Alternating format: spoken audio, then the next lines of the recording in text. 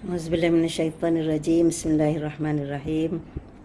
Alhamdulillahirabbil alamin, nabihi nasta'in.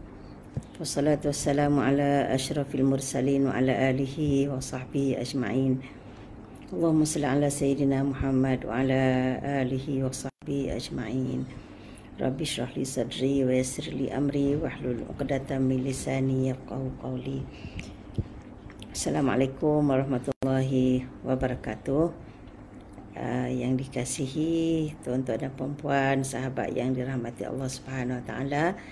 Alhamdulillah, pada pagi ini dengan izinnya kita sekali lagi berkesempatan untuk sama-sama mengikuti pengajian kitab Riyadhus Salihin yang disusun oleh Imam An-Nawawi rahimahullah.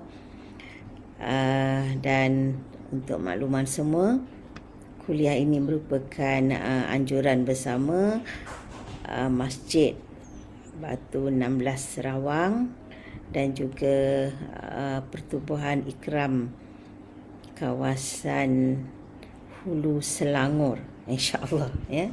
Terima kasih kepada pihak penganjur dan terima kasih kepada semua yang sudi menonton. Mudah-mudahan Allah Subhanahu Wa Taala catat kehadiran kita pada pagi ini sebagai satu ibadah, insya-Allah.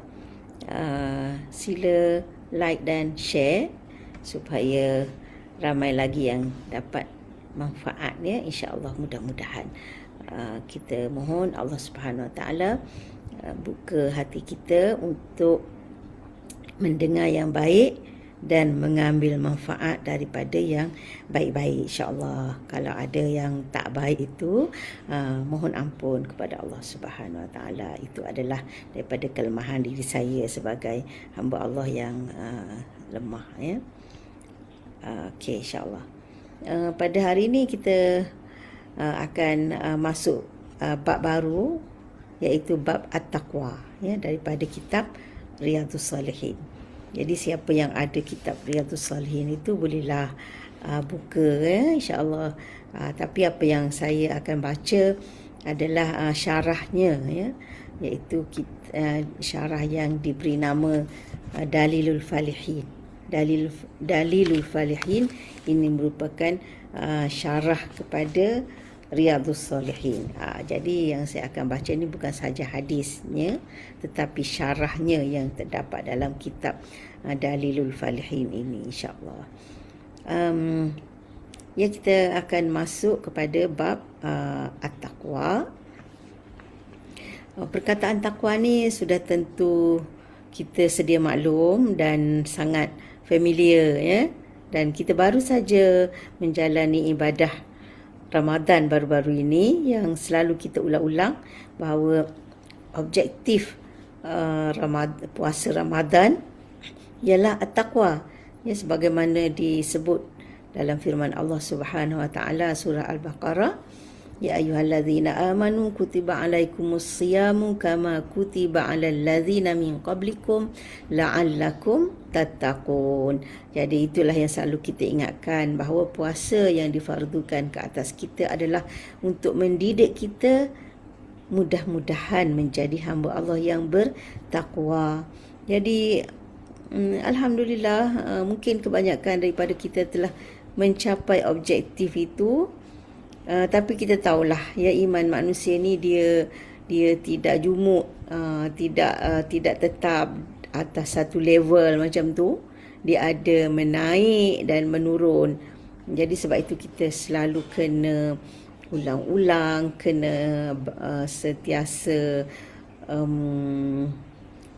sentiasa beri perhatian ya, sentiasa berusaha untuk kalau tak menaik pun jangan menurun ya, biar berada pada level takwa itu, tidak turun-turun lah, insya-Allah ya. Dan kalau boleh biar menaik lah ya. Menurut Al-Baydawi, dia kata takwa ni dia ada tiga maratib maratib ni maknanya ada 3 peringkat lah, ya, 3 tahap. Jadi apa dia 3 tahap tu?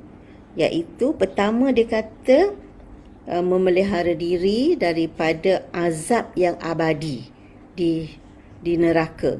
Apa dia macam mana tu? Iaitu menjauhkan syirik kepada Allah Subhanahu Wa Taala. Sebab kalau mati dalam keadaan syirik, menyekutukan Allah Subhanahu Wa Taala, maka Allah tak ampunkan dosa syirik tu. Kalau tak taubatlah, maknanya kalau mati dalam keadaan kita menyekutukan Allah Subhanahu Wa Taala, maka na'udzubillah akan kekal dalam neraka. Jadi tahap pertama, jauhkan diri daripada syirik, menyekutukan Allah Subhanahu Wa Taala sepanjang hayat.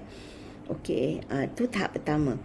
Tahap yang kedua, dia kata menjauhi perkara yang mendatangkan dosa. Perkara yang mendatangkan dosa, sama ada perbuatan atau perkataan walau sekecil mana pun. Itu tahap kedua. Jadi berusaha sedaya mampu menjauhi perkara-perkara yang membawa kepada dosa, sama ada dosa besar atau dosa kecil. Itu tahap kedua.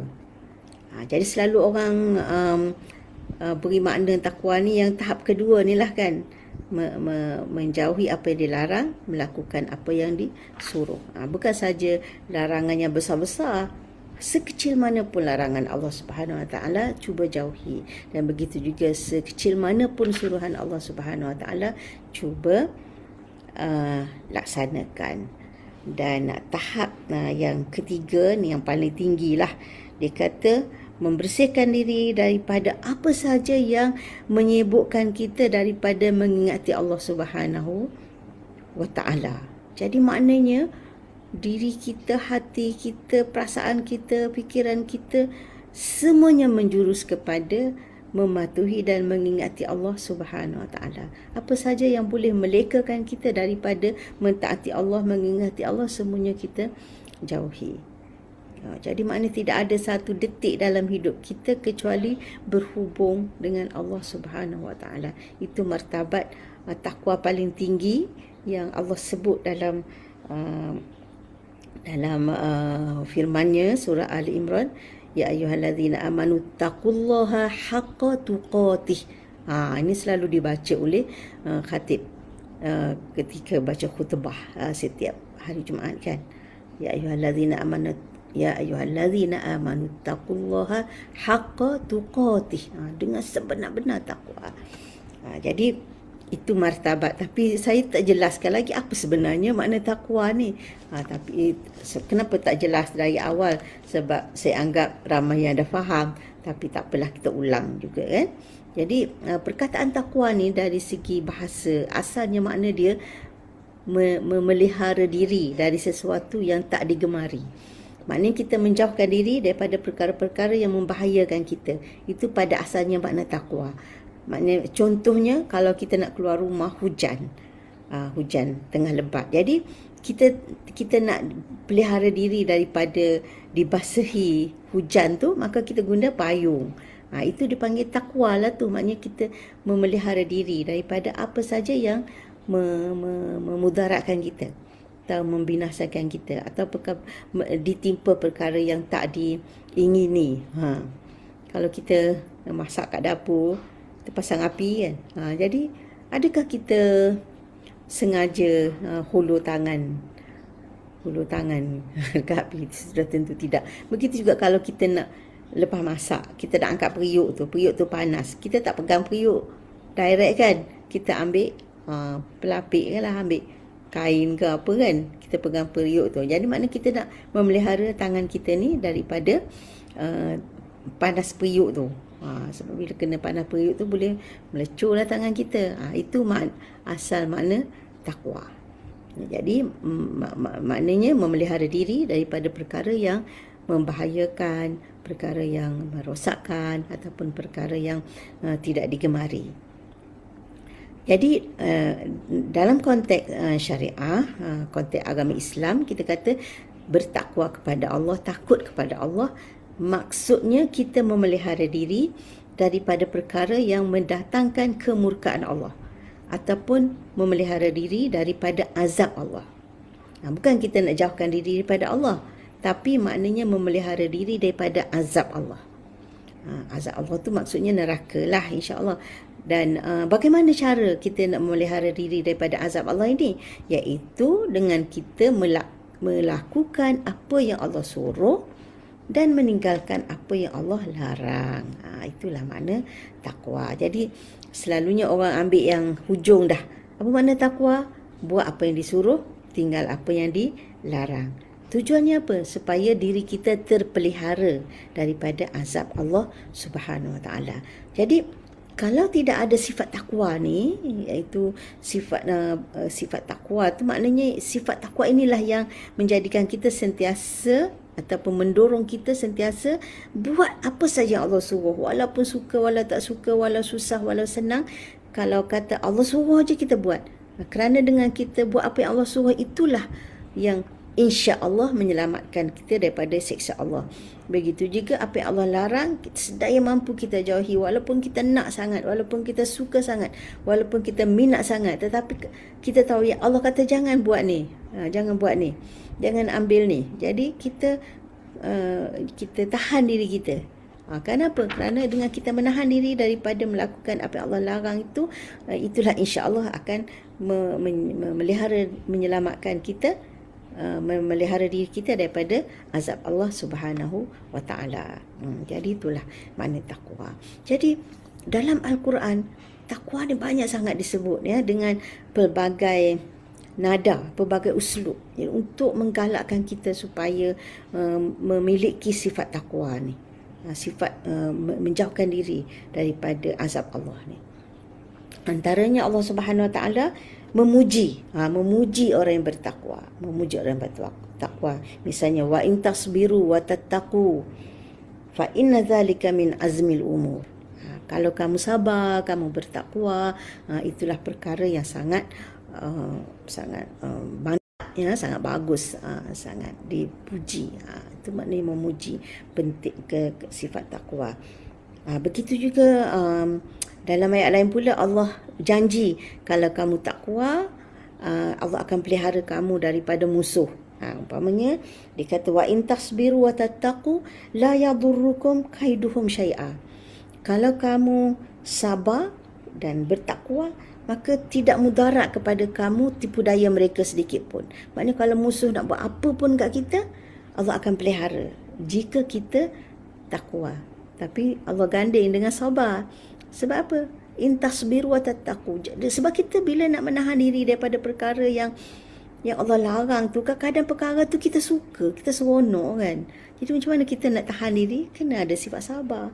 Jadi bila kita menahan diri daripada melakukan apa yang Allah larang tu, maka Allah kata tipu daya musuh tidak akan memudaratkan kamu. Jadi kita tahulah musuh ni terdiri daripada luaran dan dalaman. Yang dalaman ni nafsu kita, kan, syaitan yang dia masuk dalam diri kita. Dan begitu juga musuh luaran, kita tahulah apa-apa saja musuh-musuh luar tu yang sentiasa merancang untuk memudaratkan kita. InsyaAllah dengan adanya sifat takwa diiringi pula dengan sabar, insyaAllah Allah jamin akan terpelihara. Dan begitu juga Allah, ya Allah ini sangat besar ya, sebab bila Allah kata innallaha ma'al ladzina taqaw wal ladzina hum muhsinun. Maksudnya Allah kata sesungguhnya Allah bersama orang yang bertakwa. Jadi saudara-saudari, sahabat-sahabat, tuan-tuan dan puan-puan, bayangkan kalau Allah tu bersama kita, masya-Allah kan. Kita kalau kita jalan tu ada bodyguard ya, ada askar duk jaga pun kita dah rasa kuat ya. Kita dah rasa jangan risaulah, ni Pak Gad jaga kan. Itu pun kita dah rasa agak selamat ya bila kita tahu ada orang yang duk kawal kita, duk jaga kita. Apa lagi yang bersama kita ni, masya-Allah, Tuhan Rabbul Alamin. Kan? Jadi Allah kata innallaha ma'al ladzina taqaw. Masya-Allah. Sesungguhnya Allah bersama dengan orang-orang yang bertakwa. Jadi kalau Allah dah bersama kita, masya-Allah, siapa lagi yang boleh nak memudaratkan kita? Tidak ada kan? Jadi janganlah kata Tu aksiden tu maknanya Allah tak ada bersama lah. Sebenarnya Allah menjaga ni daripada mudarat. Mudarat yang paling besar ialah mudarat pada iman kita. Betul tak? Kalau berlaku aksiden ke, mati ke, apa ke, tapi dalam keadaan iman kan. Allah pelihara iman. Tak gelincir iman itu mudarat paling besar sebenarnya. Tergelincir iman kita. Jadi selagi iman tak tergelincir, selagi kita tak terjerumus ke dalam syirik ke, putus asa ke, menyesali takdir Allah ke, semuanya itu adalah terpelihara daripada azab api neraka. Kalau kata tak aksiden pun duduk bangga, duduk apa, saya cekap memandu, takkan berlaku aksidennya apa semua kan. Itu maknanya bukannya kita bersama Allah tu, kita dah bangga-banggakan diri kita. Jadi janganlah anggap bahawa Allah pelihara tu, Allah jaga tu maknanya tidak ada apa bencana yang menimpa kita kan. Bencana itu, musibah tu kan dugaan untuk kita kan. Jadi kita kena faham juga maksud Allah pelihara kita daripada bencana ni ialah bencana yang paling besar kan. Bencana yang paling besar apa? Kita syirik kepada Allah lah kan, ataupun terselit sifat-sifat mazmumah yang Allah tak reda. Na'udzubillah. Dan yang paling popular kan, Allah lapangkan hidup kita, selamatkan kita daripada tekanan, murahkan rezeki. Ini ayat ni paling popular lah kan. Wa man yattaqillaha yaj'al lahu makhraja. Siapa yang bertakwa kepada Allah, Allah jadikan untuknya jalan keluar daripada segala kesusahan, kesempitan, tekanan dan sebagainya. Yaj'al lahu makhraja wa yarzuqhu min haitsu la yahtasib. Dan Allah kurniakan kepadanya rezeki dari Allah yang tak diduga. Jadi masing-masing banyaklah yang orang kata apa, yang orang hafal ayat ini. Kalau kat kedai-kedai tu siap frame kan. Jadi bukan sebab ayat ini yang menyebabkan kita dapat rezeki kan, tapi takwa tu. Takwa tu, wa yarzuqhu min haitsu la yahtasib. Dengan takwa. Dan Abu Zar radhiyallahu anhu berkata bahawa Rasulullah sallallahu alaihi wasallam membaca ayat ini, wa man yattaqillaha yaj'al lahu makhraja ni, Rasulullah pernah berkata kepadanya, wahai Abu Zar, dia kata sekiranya semua manusia dipegang ayat ni, wa man yattaqillaha yaj'al lahu makhraja ni, dipegang ayat ni, la kafathum. Nescaya ayat ni cukup dah untuk mereka. Sebab bayangkan, takwa pada Allah maknanya dia sentiasa jauhkan diri daripada perkara yang Allah larang, sentiasa berusaha buat apa yang Allah suruh. Jadi apa nak susah lagi kan? Semuanya senang kan. Lepas tu dapat rezeki dari Allah arah yang tak diduga. Jangan fikir rezeki tu harta kan. Rezeki ni macam-macam lah. Rezeki ilmu, rezeki kawan-kawan yang baik, rezeki anak-anak yang soleh, rezeki apa lagi, kesihatan. Banyaklah rezeki. Sebab kalau orang yang berfikiran sempit, dia fikir rezeki tu dapat duit je. Duduk rumah tiba-tiba ada orang bagi duit. Tengok-tengok buka akaun, ada duit masuk je. Tak semestinya kan. Rezeki ni ialah apa-apa kebaikan yang Allah kurniakan kepada kita yang kita mengambil manfaat daripadanya. Allah kurniakan kita kesihatan, kita gunakan kesihatan untuk buat kebaikan yang Allah suka. Itu maknanya rezeki sihat lah tu. Allah bagi kita ilmu, kita gunakan ilmu untuk amal yang baik berdasarkan ilmu dan sebarkan ilmu tu. Itu rezeki ilmu. Tapi kalau Allah bagi kita ilmu kita tak guna, bukan rezeki juga ilmu tu. Banyak ilmu tapi duk pendam je. Kita tak amal dengan ilmu itu. Satu, mana kita ambil manfaat. Lepas tu, dan kita pun tak sebar. Duk pendam je. Pendam dalam dada ke, ataupun pendam dalam buku je ke. Itu bukan rezeki lah kan. Rezeki ni adalah perkara yang Allah bagi kepada kita kebaikan dan kita manfaatkan kebaikan tu. Itu barulah jadi rezeki kita. Macam Allah bagi kita kekayaan, banyak duit. Tapi kita sayang nak guna duit tu. Duk pendam ni, kita tak menggunakan duit tu. Jadi dia bukan tak jadi rezeki lah. Sebab apa? Sebab kita nak pergi simpan. Bila kita mati, siapa ambil duit tu? Waris-waris kita. Jadi dia tak jadi rezeki kita. Jadi untuk jadi rezeki, bila kita ada duit tu kita guna untuk kebaikan kita. Belilah makanan ke, kan, buat tempat tinggal kita ke, beli kenderaan kita ke, kita gunalah itu rezeki. Dan bagi sedekah, lagilah berkekalan rezeki tu. Bagi tolong orang yang susah, kita dapat manfaat lah tu, kan. Jadi rezeki ni apa saja kebaikan yang Allah kurniakan kepada kita, yang kita ambil manfaat daripadanya. Okey. Kemudian apa lagi? Dan Allah janji untuk menerima amalan. Pernah dengar kan kisah dua orang anak Adam yang berkorban. Salah satunya Allah terima korban mereka dan satu lagi Allah tak terima. Kenapa Allah terima yang satu lagi Allah tak terima? Allah kata apa? Innama yataqabbalullahu minal muttaqin.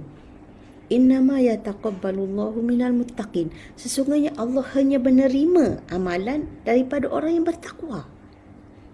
Apa sebab satu lagi Allah terima, satu lagi Allah tak terima? Sebab dia memberikan korban itu bukan daripada hatinya yang bertakwa. Jadi Allah tak terima.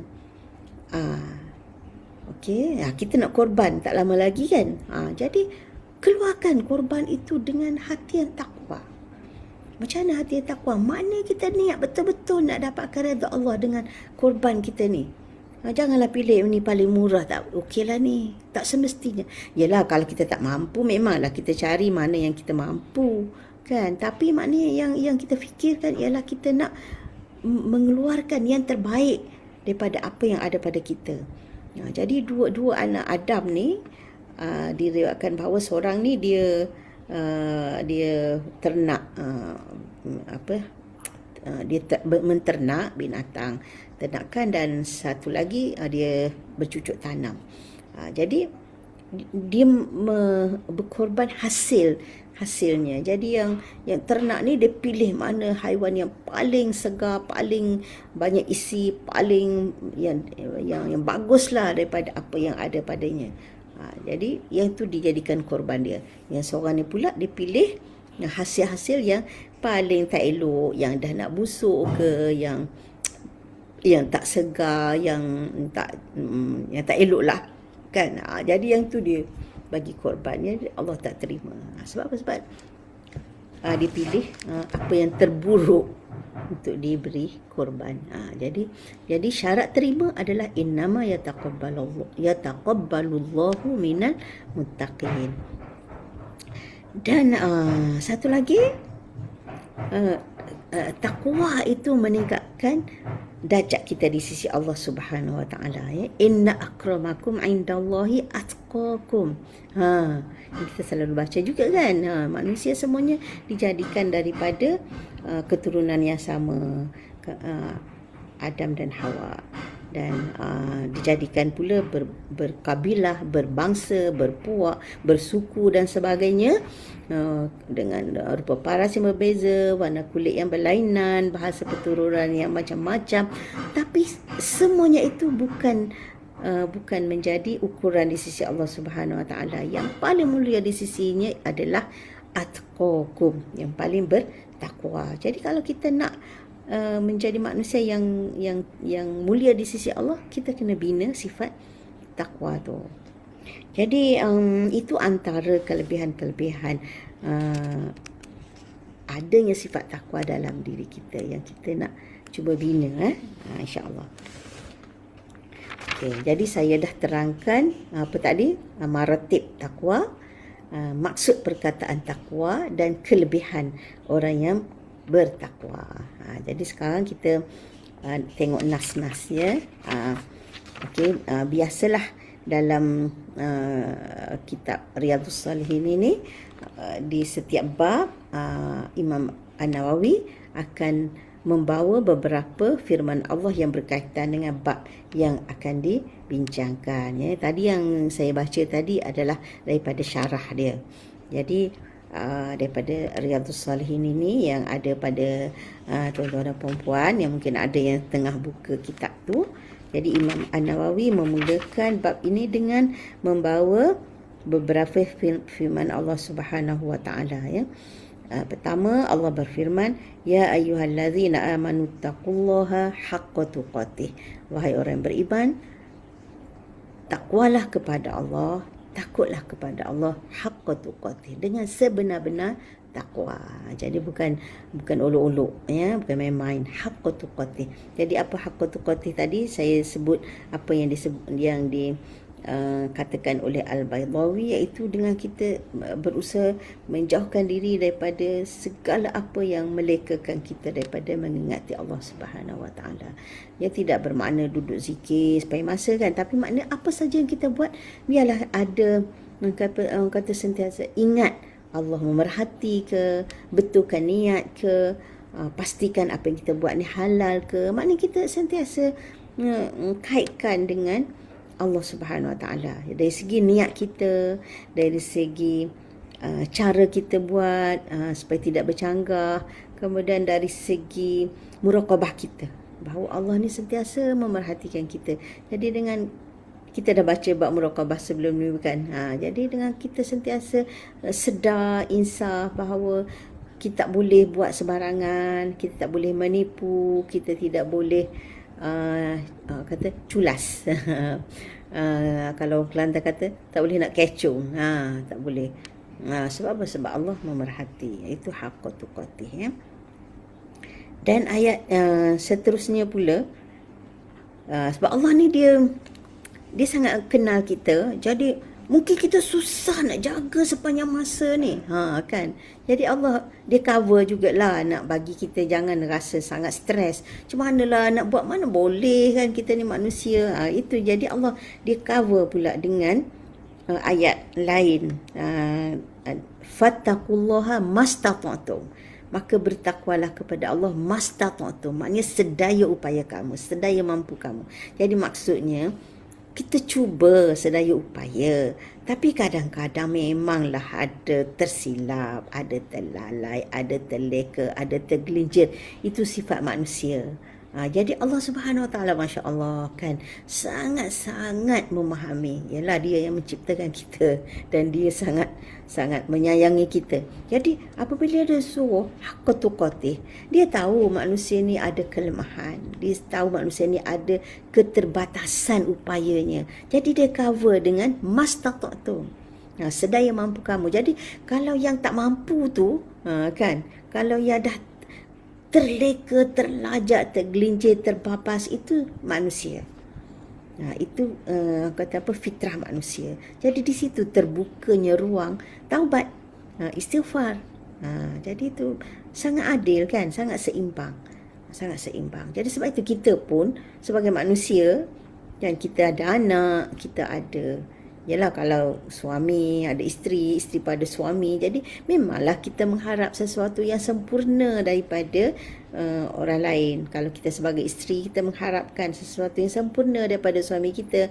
Kalau sebagai suami, mengharapkan yang sempurna daripada isteri. Tapi kita kena tahu bahawa dia manusia ada keterbatasannya, sebagai kita pun sebagai manusia ada keterbatasan. Jadi berpada-padalah kan, sekadar yang dia mampu dia cuba. Sebagaimana kita sekadar yang kita mampu kita cuba. Jadi kita ada anak, kita mengharapkan sangat ideal anak kita kata sanjung kita, taat kita, berbakti pada kita. Ya Allah, nak hari-hari anak tanya khabar kita ke apa. Itu kita harapkan, mak kan, sentiasa mengharap anak tu buat yang terbaik untuk kita, betul tak? Jadi tapi kita kena fikirlah, dia pun ada keterbatasannya juga. Dia pun sibuk dengan kerja dia, ada urusan dia apa semua. Dan kadang-kadang dia pun tak teringat nak telefon kita hari ni ke, beberapa hari ke. Jadi kita kena fahamilah kan keterbatasan manusia. Jadi Allah Subhanahu Wa Taala pun kita tengok, ya, dia cover dengan haqqut tuqatih tu dengan mastata'tum, Masya Allah kan. Jadi tu kita kena belajar kan. Allah Subhanahu Wa Taala memang Masya Allah, tak tahulah nak kata betapa sayangnya Allah Subhanahu Wa Taala pada kita ni, ya. Betapa sentiasa memberi peluang, membuka ruang untuk kita sentiasa berusaha untuk memperbaiki diri kita, Masya Allah, ya. Okey. Dan yang seterusnya, Allah berfirman, ya ayyuhallazina amanu taqullah, wahai orang yang beriman, takwalah kepada Allah, wa qulu qawlan sadida, wa qulu qawlan sadida, dan bercakaplah kamu dengan qawlan sadida. Sadida ni maknanya yang betul, yang tepat, yang baik. Yuslih lakum a'malakum, sambung ayat tu, dan wa yaghfir lakum dzunubakum, Allah akan perbaiki amalan kamu dan Allah ampunkan dosa kamu. Jadi Allah pesannya bertakwa kepada Allah, dan salah satu manifestasi takwa, tanda takwa ialah wa qulu qawlan sadida, bercakap dengan kata-kata yang betul, yang tepat, yang baik, yang mantap. Kan maknanya Allahu Akbar kan. Jadi salah satu daripada tanda adanya takwa ni memelihara kata-kata. Jangan sembarangan je kan, jangan ikut sedap mulut je. Nak cakap asalkan kita rasa apa, nak cakap-cakap tanpa kita mengambil kira perasaan orang ke, orang boleh terima ke tak boleh terima ke. Kadang-kadang perkataan itu memanglah baik, tapi kadang tak sesuai pada tempatnya. Jadi kena simpanlah dulu, tunggulah masa yang sesuai, macam tu kan. Kadang-kadang perkataan itu memanglah baik, tapi masa tu dia tengah marah. Kalau kita cakap pun dia tak boleh terima. Jadi kita tunggulah dia cool dulu, kan. Jadi itu maknanya sadida ni dia merangkumi, maknanya perkataan itu sendiri benar, sesuai dengan orangnya, sesuai pada tempatnya, sesuai pada masanya. Jadi sebab itu dalam satu asar dia kata likulli maqamin maqal. Likulli maqamin maqal, maknanya pada setiap tempat itu ada kata-kata yang sesuai dan tepat untuknya. Jadi bukan semuanya apa yang baik tu boleh kita cakap kepada semua orang dengan bahasa yang sama pada semua tempat. Itu pesanan Allah Subhanahu Wa Taala kepada orang yang beriman supaya dia bertakwa kepada Allah dan memelihara perkataannya. Jadi yalah, ni orang bercakap ni pun bukannya betul selalu kan. Jadi minta maaf lah. Jadi cuma menyampaikan. Saya pun akuilah kelemahan kan. Kadang-kadang tak betul juga. Jadi memang bukan kadang-kadang lah, selalu tak betul pun. Jadi minta maaf banyak-banyak. Tapi saya kena sampaikan apa yang saya baca, dan memanglah saya nak, kalau boleh memanglah sedaya upaya nak berusaha membetulkan kata-kata kita, ya. Sebab kita tahu orang kata apa, kadang lidah tu lebih tajam dari pedang ke apa kan. Ya, sebab apa? Luka dengan sebab kata-kata ni, Masya Allah, lama, betul tak? Lama tau orang pendam. Ingat kata-kata kita yang tak elok tu, orang kenang sampai bila-bila. Orang kata boleh maaf tapi tak boleh lupa, betul tak? Kan. Jadi Allah pesan waqulu qawlan sadida.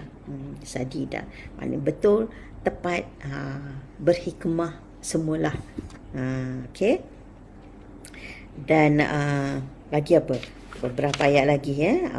Nabi itu Imam An-Nawawi bawakan dalam kitab dia ni, wa may yattaqillaha yaj'al lahu makhraja wa yarzuqhu min haitsu la yahtasib. Ini dah sebut tadi. Dan Allah juga berfirman, in tattaqullaha yaj'al lakum furqana. Sekiranya kamu bertakwa kepada Allah, yaj'al lakum furqana. Apa makna yaj'al lakum furqana? Maknanya Allah jadikan untuk kamu furqan. Furqan. Jadi dikata di sini furqan ni maknanya dinding antara apa yang kamu takut, antara diri kamu dengan apa yang kamu takut. Maknanya jauhkan kita daripada azab lah. Tapi ada juga yang berkata furqana ni maknanya pembeza, di mana orang bertakwa kepada Allah, Allah akan tunjukkan dia jalan yang benar. Jadi Allah akan berikan dia nampak, oh yang ni salah, yang ni betul. Itu ada juga pendapat yang mengatakan demikian. Jadi maknanya ada pendapat mengatakan furqan ni maknanya Allah jadikan dinding antara kita dengan perkara yang kita tidak gemari. Dan satu lagi furqan juga bermakna Allah beri kita sifat pembeza. Pembeza antara yang betul dengan yang salah. Jadi bila kita sentiasa jaga takwa kita kepada Allah, sentiasa berusaha buat apa yang disuruh, jauhi apa yang dilarang, tu maknanya kita akan dinampakkan, akan diberi taufik kepada perkara kebenaran. Jadi bila nampak dua perkara, Allah bimbing kita untuk menerima dan mengikuti apa yang baik daripada perkara. Penting tu kan, penting tu. Yalah, sebab kita dalam hidup ni kan kita kena buat pilihan kan. Selalu kena buat pilihan. Nak ambil kita nak ambil, nak pergi kita nak pergi, nak yang ni ke yang ni. Jadi kadang kita keliru kan, nampak dua-dua baik, dua-dua betul, dua-dua menguntungkan, jadi nak ambil mana satu. Jadi dengan adanya furqan ini, sifat ini maknanya insya-Allah Allah akan bimbing kita pilih yang terbaik daripada yang baik. Insya-Allah ya. Mudah-mudahan. Wa yukaffir ankum sayyi'atikum, dan Allah akan tutup kejahatan kamu, wa yaghfir lakum dzunubakum, dan Allah ampunkan dosa-dosa kamu. Jadi itu antara kelebihan-kelebihan yang Allah sebut, yang Allah sediakan untuk orang yang bertakwa, insya-Allah. Dan dia kata, dan ayat-ayat tentang takwa ni sangat banyak, dan ialah boleh dikatakan hampir setiap helai bila kita baca Quran tu, kita akan jumpalah perkataan takwa ni, betul tak? Sama ada dengan perintah ataupun dengan ialah memuji, ataupun dengan pelbagai-bagai uslub yang nak menggambarkan betapa pentingnya takwa untuk kita pelihara dalam diri kita, ya. Okey. Dah hampir 1 jam kita baca ayat-ayat.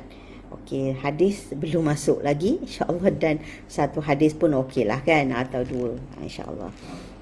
Sebab walaupun disebut waktu 10 hingga 11.30, tapi selalunya saya akan habiskan kuliah ni pukul 11 saja, ya. Ambil masa 1 jam saja.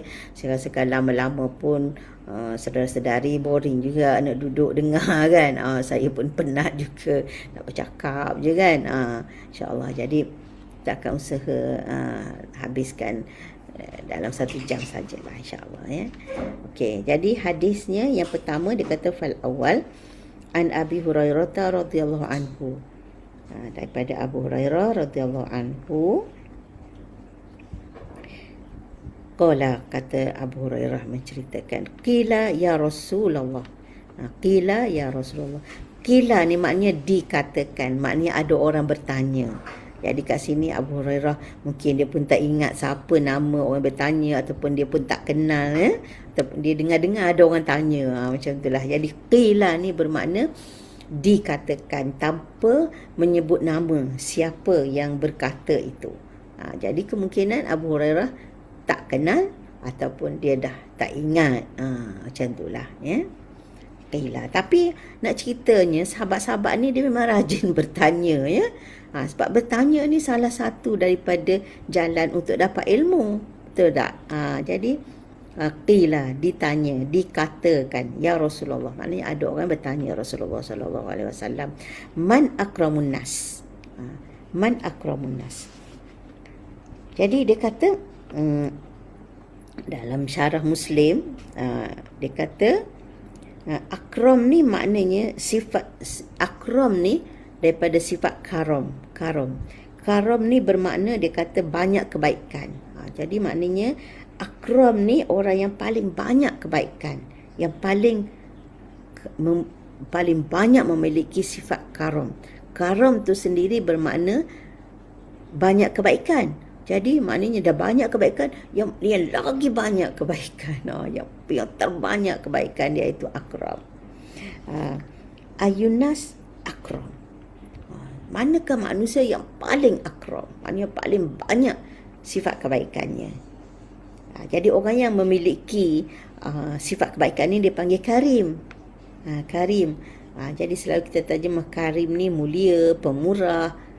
Tapi makna dia ialah yang terhimpun padanya sifat-sifat baik tu. Jadi termasuklah mulia, pemurah, suka tolong dan seumpamanya lah, ya. Jadi siapa dia yang paling baik, yang paling banyak kebaikan dia? Paling banyak kebaikan lah, ya. Kita kata bukan saja paling baik, tapi paling banyak kebaikan dia. Tapi tekan lagi paling kalau karam tu dah banyak kebaikan, tapi kalau akram ni maknanya paling banyak kebaikan dia. Macam tu lah nak tunjuk, ya, ekspresi banyak tu paling banyak kebaikan dia. Siapa dia? Jadi Nabi pun jawablah sepatah. Secara umumnya yang paling banyak kebaikan atqahum, yang paling takwa lah. Sebab sesuai Allah pun sebut kan. Allah pun sebut inna akramakum indallahi atqakum. Allah pun dah tegaskan dalam surah Al-Hujurat ayat 13 tu. Inna akramakum indallahi atqakum. Jadi bila orang tanya Nabi, ya Rasulullah, siapakah manusia yang paling akram, paling banyak kebaikan dia? Jadi Nabi pun sepatah atqahum, yang paling takwa dari kalangan mereka. Jadi ialah bila dah takwa tu sentiasa buat apa yang Allah suruh, jauhi apa yang Allah larang. Jadi dah terhimpun segala kebaikan lah kan. Allah suruh apa? Suruh kita pemurah, suruh kita jangan cakap bohong, suruh kita segera melakukan kebaikan. Apa saja yang Allah suruh, semuanya kita berusaha lakukan. Jadi itulah orang yang paling mulia, paling akram. Kemudian faqalu tak puas hati, ya, jawab Rasulullah sallallahu alaihi wasallam, laisa an hadza nas'aluka, bukan tentang ini kami tanya. Bukan, jadi bukan nak tahu sifat yang mesti ada pada seseorang itu menjadikan dia paling akram. Nak tahu yang lain, aspek lain. Apa pula ni kan? Jadi laisa an hadza nas'aluka. Jadi dah tahu dah yang tu memanglah orang paling takwa itulah yang paling mulia, yang paling banyak kebaikan. Tapi nak tahu orang pula, siapa agaknya manusia paling akram ni? Nak tahu secara lebih spesifik siapa. Jadi Nabi kata, Qala, tengok Nabi ni kan, dia layan je kan soalan sahabat radhiyallahu anhum. Dia layan kan. Dia tak kata, habis tu kau nak tahu apa lagi? Kan dah betul tu. Allah pun kata gitu. Tak ada kan. Dia layan. Subhanallah. Macam tu dia kena belajar ni. Pendidik yang paling unggul, yang paling mulia, yang paling bijaksana, yang paling apa lagi ya, paling sempurna lah kan. Jadi mana kalau kita nak jadi pendidik, pendakwah, tengok cara Nabi sallallahu alaihi wasallam, ya. Dia tak herdik orang yang tanya. Wa ammasaila fala tanhar. Orang yang bertanya jangan kita tengking, kita herdik. Jadi dah tanya siapa yang paling mulia, Nabi dah jawab dah, atqahum, yang paling takwa. Pandai-pandai pula tanya, kami bukan tanya bab ni Nabi. Nabi tak kata, habis kau nak apa? Kan dah betul tu aku jawab tu. Apa lagi? Tak ada kan. Nabi layan. Allahu Akbar kan. Ya, Masya Allah. Memang itulah, ya, sangat-sangat mulia akhlak Nabi sallallahu alaihi wasallam, yang kita kena banyak belajar lagi daripada Nabi sallallahu alaihi wasallam ni kan. Nak jadi umat baginda, ya, nak minta Allah himpunkan kita bersama baginda. Banyak lagi kena belajar daripada baginda, ya. Okey. Laisa an hadza nas'aluka, kan tanya tentang tu. Qala, Nabi betul jawab. Kalau macam tu kamu nak tahu orang pula kan, nak tahu orang. Jadi Yusuf, sebab apa dia? Yusuf tu Nabiullah, dia Nabi Allah. Ibnu Nabiyillah, anak Nabi Allah. Siapa dia? Yaqub, pun Nabi Allah. Ibni Nabiyillah, anak Nabi Allah lagi, iaitu atas pada Yaqub siapa? Ishak. Kemudian Ibni Khalilillah, Nabi tu Ishak tu atas dia siapa? Nabi dan Khalil Allah, bukan saja Nabi, Khalil Allah, kekasih Allah. Jadi dia sendiri Nabi, atas dia Nabi, itu Yakub ayah dia, datuk dia Nabi Ishak, moyang dia pun Nabi Ibrahim, Masya Allah. Jadi itulah. Apa lagi nak? Jadi qalu, mereka jawab, tak puas hati lagi nak tanya lagi. Masya Allah, hebat betul sahabat ni. Dia tahu kan Rasulullah ni sangat baik, layan je kan. Jadi dan bagus juga kalau dia tak tanya, kita pun tak tahu kan. Ini kata pentingnya tanya ni kan. Sebenarnya kalau tanya tu dia bukan saja berilmu pada kita, jadi berilmu kepada orang lain juga, orang yang mendengar tu kan. Yang tak bertanya tu, kadang-kadang kita ni tak ada idea apalah nak tanya kan. Jadi bila orang tanya, kita pun betul juga tu kan. Alhamdulillah dia tanya, kita pun dapat jawapan. Qalu laisa an hadza nas'aluka. Kamu tak tanya yang tu. Nak tanya lagi soalan lain. Nak tanya siapa yang paling akram ni. Nabi dah jawab, yang paling takwa. Lepas tu bukan nak tanya hak lain. Nak tanya tentang akram lain. Nabi dah jawab, Nabi Yusuf lah kan, sebab anak Nabi, cucu Nabi, cicit Nabi. Tak nak tanya lain. Nabi kata, engkau ni merepek lah, banyak sangat menanya. Tak ada kan. Nabi terus jawab, qala fa'an ma'adinil Arab tas'aluni. Kalau macam tu dia kata, kamu nak tanya tentang ma'adinil Arab. Ma'adinil Arab. Apa dia ma'adinil Arab? Ma'adin ni masa makna ma'adin ni apa? Logam, galian. Jadi maknanya ma'adinil Arab ni maksud dia logam berharga dari kalangan orang Arab. Jadi maknanya kamu nak tanya yang terbaik dari kalangan orang Arab lah agaknya kan. Fa'an ma'adinil Arab tas'aluni, kamu nak tanya aku tentang logam-logam terbaik dari kalangan orang Arab. Maknanya nak tanya orang di kalangan orang Arab yang terbaik lah agaknya.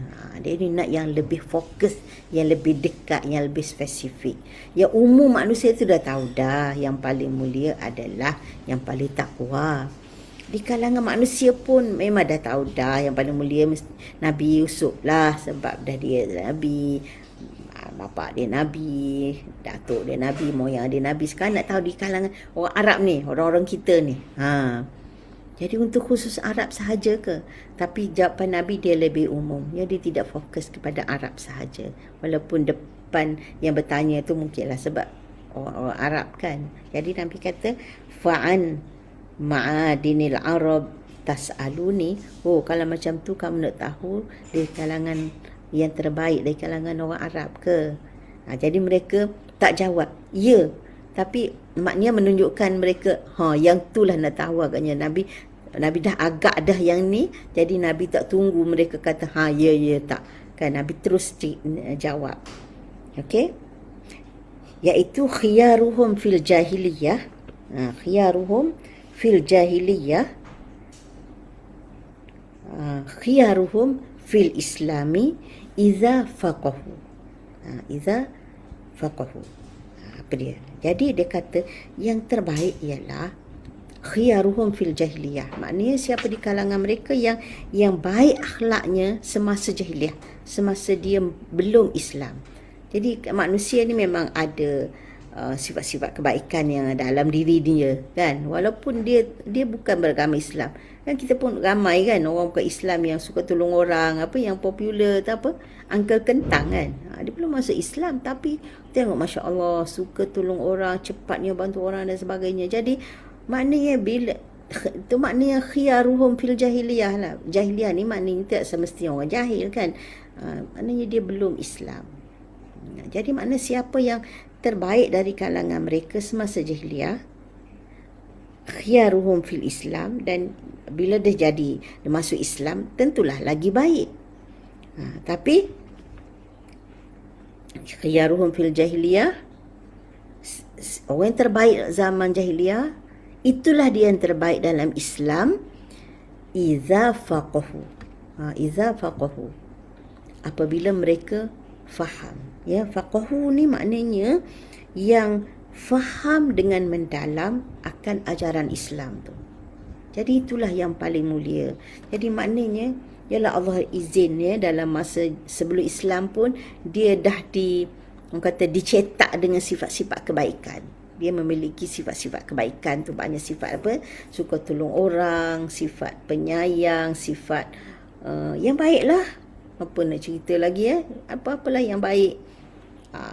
Sifat yang baik yang memang dah ada pada dirinya, walaupun dia tak ada agama ke, dia menganut agama lain ke. Kemudian Allah izin dia memeluk agama Islam. Jadi bila dia memeluk agama Islam itu, tentulah sifat baik yang ada pada dirinya itu kekal dengan tu, dan ditambah pula dengan kefahaman yang mendalam tentang tuntutan agama itu sendiri.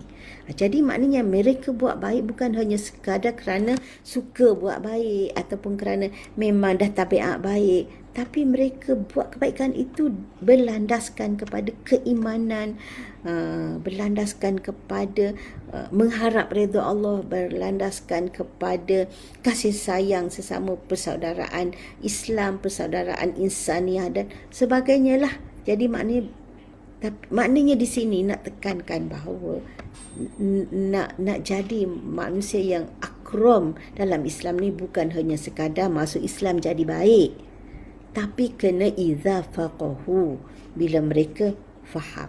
Jadi ni maknanya nak jadi orang Islam tu kena faham. Nak faham kena apa? Kena belajar lah kan, kena ada ilmu.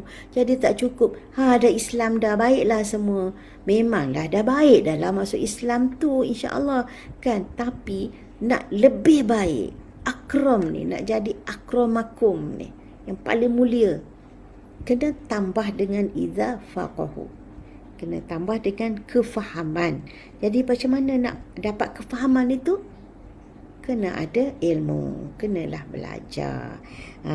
Kena sentiasa tambahlah ilmu. Jadi itu jawapan Nabi SAW. Maknanya yang kamu nak tahu siapa yang paling takwa tu, secara umumnya yang siapa yang paling takwa pula, siapa yang paling akram tu secara umumnya yang bertakwa kepada Allah. Itu yang umum. Tapi nak lebih spesifik lagi ialah orang yang memang dah baik, ada ciri-ciri kebaikan padanya walaupun sebelum Islam. Tapi maknanya kalau selagi tak masuk Islam tak dapatlah akram tu, walaupun dah cukup baik dah kan. Jadi kena tingkatkan kebaikan itu dengan masuk Islam. Dan masuk Islam pun belum lagi capai akram tu, kena iza faqahu, kena faham. Jadi faham macam mana? Kena belajar, kena tambah ilmu dan seterusnya, barulah kita akan capai akram. Akram yang paling mulia di sisi Allah ya. Akramun nas. Jadi nak akramun nas ada ciri-ciri kebaikan, jadi muslim dan juga faqih, faham agama. Dan untuk faham, syarat utamanya adalah ilmu. Sebab ada juga orang belajar ilmu tapi tak faham. Banyak ilmu tapi tak faham. Jadi Nabi tak kata apabila mereka berilmu, tapi Nabi kata iza faqahu, bila mereka faham. Jadi dalam hadis lain Nabi kata apa? May yuridillahu bihi khairan, siapa yang Allah nakkan kebaikan untuknya, yufaqihu fiddin. Yufaqihu fiddin. Allah jadikan ia faqih, faham dalam agama. Jadi Allah tak kata yu'allimhu je. Allah tidak kata dia beri dia banyak ilmu tentang agama, tapi yufaqihu, Allah beri dia faham tentang agama. Itu may yuridillahu bihi khairan yufaqihu fiddin. Siapa yang Allah hendakkan kebaikan untuknya, Allah bagi dia faqih, faham dalam agama. Yang ni pun Nabi kata apa? Akramun nas tu, manusia paling akram, yang paling banyak kebaikan dia ialah khiyaruhum fil jahiliyah, yang baik, yang terbaik ketika dia jahiliyah. Kemudian khiyaruhum fil Islam, dan yang terbaik ketika dia jadi Muslim, masuk Islam. idza faqahu, apabila dia dihiasi, diiringi, diisi dengan faqahu, faqih, kefahaman, insya-Allah. Jadi muttafaqun alaih, hadis ini diriwayatkan oleh Al-Bukhari dan Muslim, insya-Allah. Jadi itulah hadis pertama dalam bab takwa. Jadi kesimpulannya, takwa mengangkat kita menjadi manusia yang paling mulia di sisi Allah Subhanahu wa taala. Hadis pertama. Jadi dah hampir 1 jam. Saya katakan tadi saya akan berhenti lebih kurang dalam pukul 11. Kalau nak sambung hadis kedua ni akan jadi panjang pula. Ya, cukuplah dulu untuk kali ini. Mudah-mudahan itulah, kalau panjang sangat jadi membosankan, ya. Jadi terima kasih semua kepada yang menonton. Sebenarnya saya tak boleh tengok, ya, soalan-soalan ni. Tak keluar pula di sini. Jadi minta maaf banyak-banyak. Jadi tak boleh nak layan soalan-soalan, dan yang bagi salam ke apa tak seperti jawab. Saya katakan sebelum ni saya seorang dan saya tak berapa mahir sangat nak kendalikan yelah perkara teknikal ni, minta maaf banyak-banyak, dan terima kasih banyak-banyak kepada yang sudi menonton dan yang sudi berkongsi dengan orang lain pula. Dan terima kasih juga kepada pihak penganjur Masjid Batu 16 Sarawak dan juga Pertubuhan Ikram Malaysia kawasan Hulu Selangor. InsyaAllah, mudah-mudahan Allah panjangkan umur dan kita sambung lagi 2 minggu dari sekarang, insyaAllah. Jadi saya akhiri dengan tasbih kafarah.